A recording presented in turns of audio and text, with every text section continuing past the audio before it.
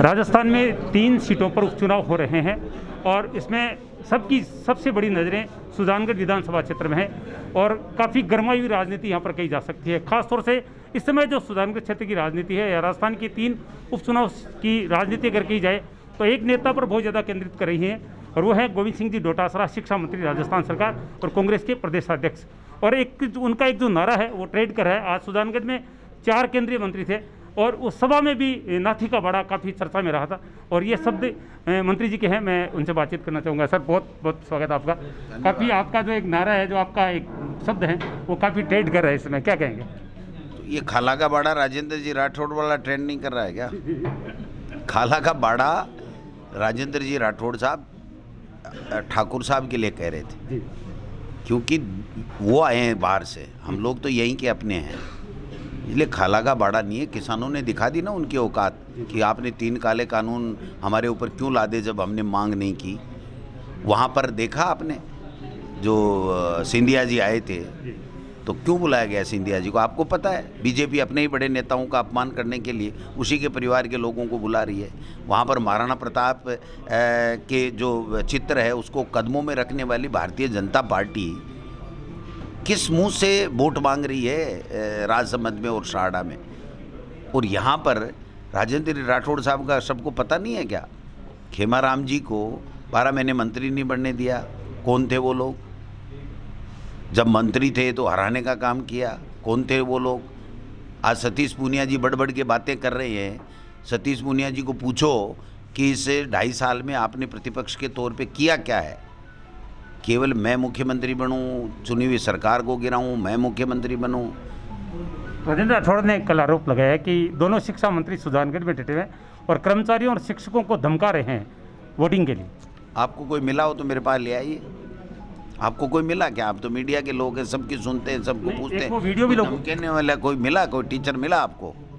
एक वीडियो भी वो अपने डायरेक्ट ग्रुप में डाल रहे हैं जिसमें आप में शिक्षकों जी मैंने बोला है कि स्कूल के समय बच्चों की पढ़ाई का ध्यान रखो। वैसे ही कोरोना में 2 साल बर्बाद हो गए बच्चों के। 10वीं 12वीं की बोर्ड की परीक्षाएं हैं, आपको ज्ञापन देना था तो आप छुट्टी लेकर के मेरे सरकारी निवास पे आ जाते, लेकिन आप बच्चों की पढ़ाई का ध्यान रखो।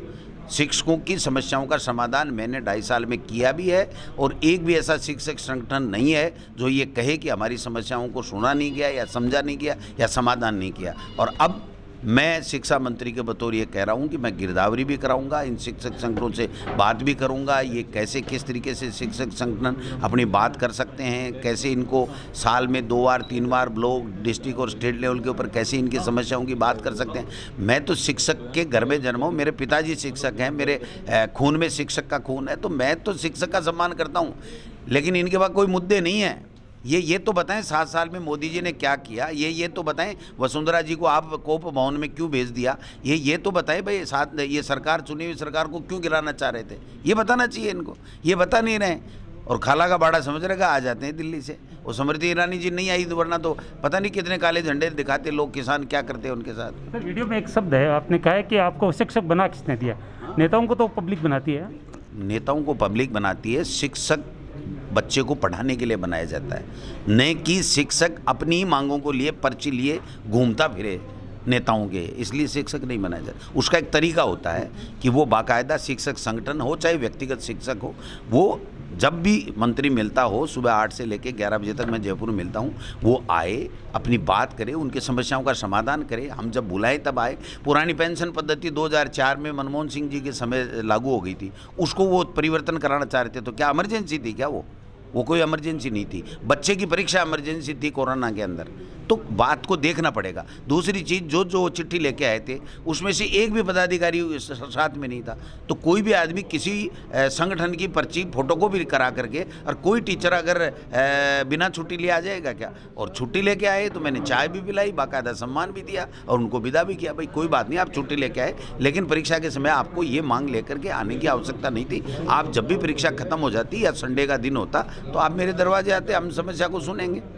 कुछ भर्तियों वाले आपसे बहुत आशा लगाए बैठे हैं, जैसे कंप्यूटर शिक्षा भर्ती के लोग कल गांधी चौक में कह रहे थे कि विज्ञप्ति जारी होनी बाकी है, आपने उनसे वादा कर लिया है?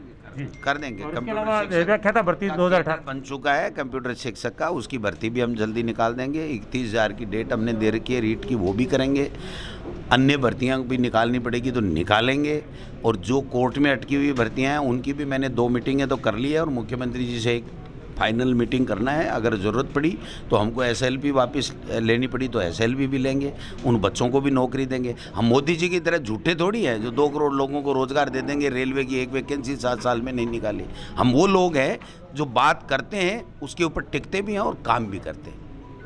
बहुत बहुत धन्यवाद सर बातचीत के लिए। आप कह रहे हैं कि मैं शिक्षक परिवार से हूँ, पिताजी शिक्षक, उनकी धर्मपत्नी शिक्षक, और शिक्षकों का मैं सम्मान करता हूँ, रोजाना शिक्षकों से मिलता हूँ। और साथ में उन्होंने ये कहा कि जो भर्तियाँ अटकी हुई है उन पर निश्चित रूप से काम होगा, क्योंकि शिक्षक संघ खास तौर से इस समय आशा भरी दृष्टि से चुनाव पर शिक्षा मंत्री जी की तरफ देख रहे हैं और प्रत्येक सवाल का बखूबी शिक्षा मंत्री जी ने आशा से भरा हुआ जवाब दिया है। और हो सकता है कि जो शिक्षक, जो बेरोजगार आशा भरी दृष्टि से शिक्षा मंत्री जी की तरफ दे रहे हैं, उनकी इच्छाएं पूरी हो जाए।